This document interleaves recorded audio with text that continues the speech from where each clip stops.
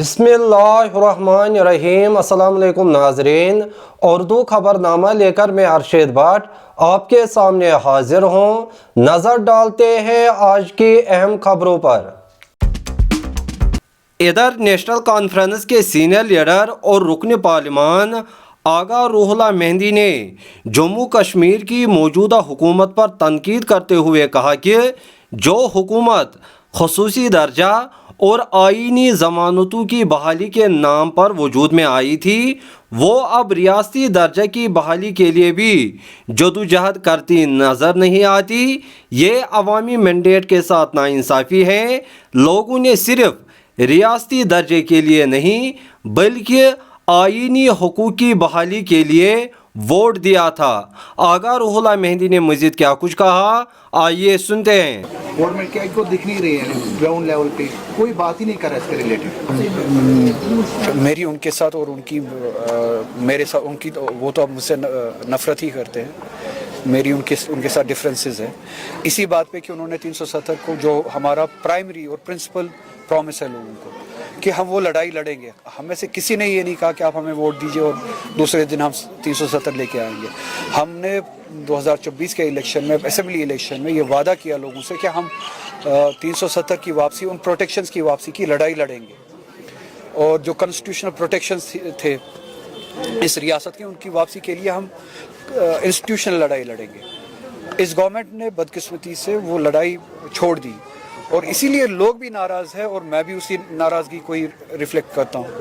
इसीलिए मेरी डिफरेंसेस है इनके साथ। फिर इन्होंने कहा स्टेटहुड, मैंने अंदर भी उसी हवाले से बात की। जम्मू कश्मीर के लोगों ने स्टेटहुड के लिए वोट नहीं दिया। अगर स्टेटहुड के लिए वोट देना होता तो बीजेपी को वोट देते।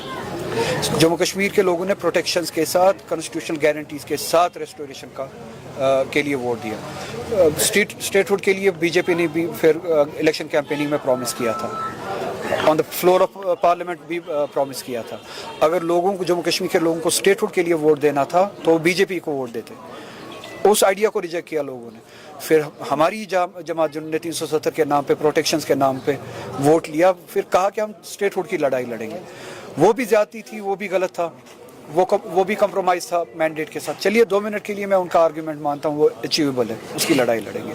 अब 2 साल होने को है, ये गवर्नमेंट वो लड़ाई भी नहीं लड़ रही है, इनने वो भी अब छोड़ दिया है। अब ये कुछ वक्त पहले तक बिजनेस रूल्स की लड़ाई लड़ रहे थे कि हमें बिजनेस रूल्स जो है अप्रूव करके दे दीजिए। अब कुछ महीनों से मुझे लगता है कि अब वो बिजनेस रूल्स भी नहीं मांग रहे हैं। कुछ चीज़ें वहाँ से दिल्ली से अप्रूव होके आ गए, कुछ प्रोटोकॉल्स कुछ इंडिविजुअल्स के लिए अप्रूव होके आ गए और ये खामोश हो गए। अब तो ये ना बिजनेस रूल्स की लड़ाई लड़ रहे हैं, ना बकौल इनकी लड़ाई स्टेटहुड की थी, ना वो लड़ाई लड़ रहे हैं। और जो हम सब की, जम्मू कश्मीर के लोगों की जो लड़ाई थी, कॉन्स्टिट्यूशनल गारंटीज़ की जो लड़ाई थी, ना वो लड़ाई लड़ रहे। तो ये ज्यादती है लोगों के मैंडेट के साथ, लोगों के भरोसे के साथ। अगर ये आपने वुमेन रिजर्वेशन बिल को लेके बीजेपी का कहना है कि अपोजिशन को अपोज कर रही है पहले से। अपोजिशन ने अगर अपोज करना होता तो पहले ही 2023 में जो है ये बिल पास हो चुकी है ऑलरेडी, तो तब अपोज किया होता।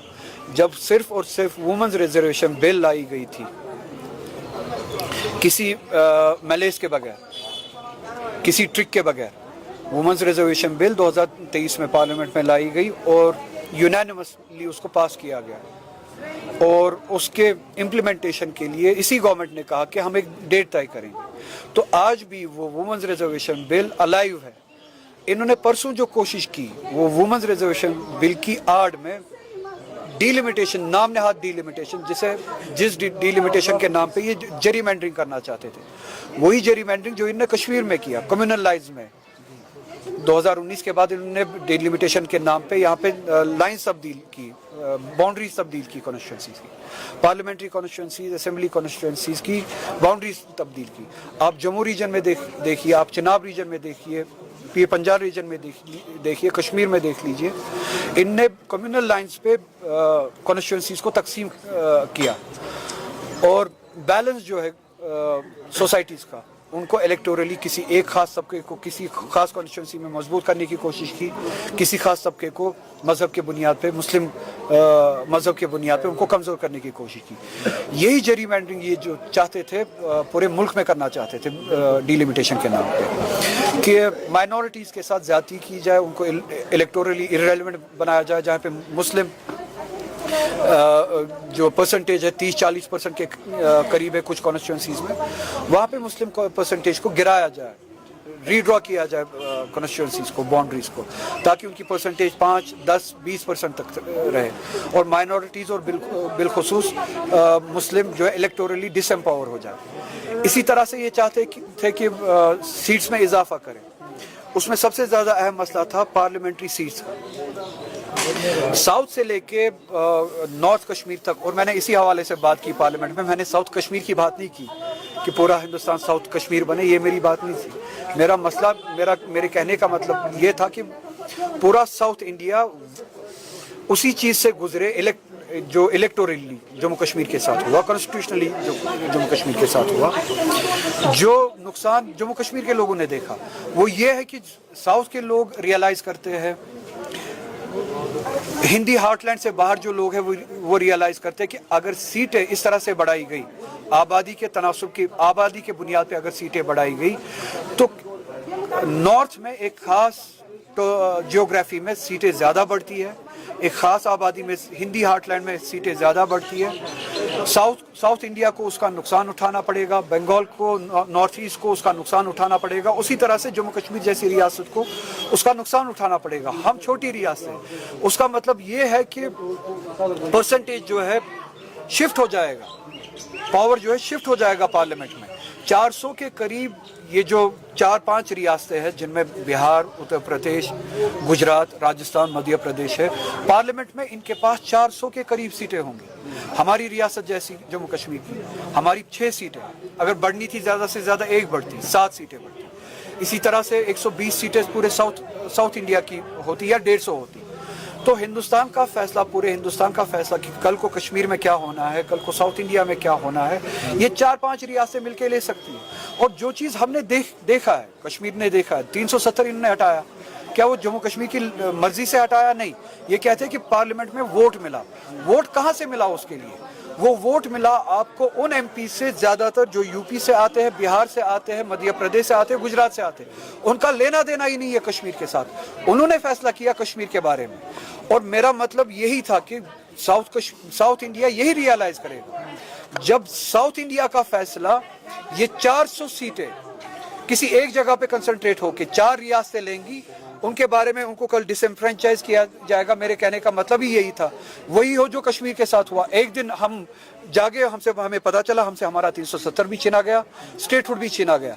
मैंने यही कहा कि साउथ इंडिया को भी खदशा है और उनको भी लगता है कि हमारे साथ ये होगा, और होने दे, उनको एक दिन उनको भी पता चले।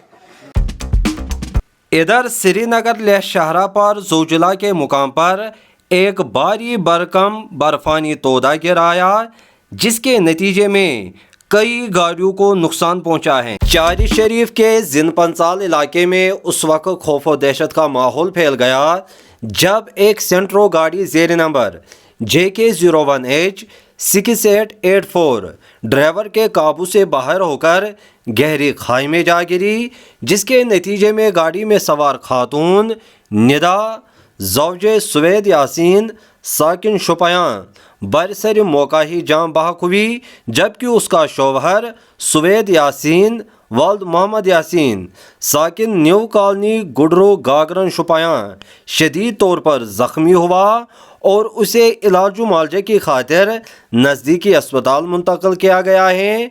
पुलिस ने हादसे की वजूहत जानने की खातिर केस दर्ज करके मज़ीद तहकीकात शुरू की हैं। अलावा अजीब वादी कश्मीर में आज दिन भर मौसम खुश्क और गर्म रहा। महकमा मौसमियात की एक इत्तला के मुताबिक आने वाले 24 घंटों के दौरान दर्जा हरारत में मज़ीद इजाफे का इम्कान। अभी तक बस इतना ही। अगर ज़िंदगी रही तो आपसे फिर मुलाकात होगी। तब तक के लिए अल्लाह निगहबान।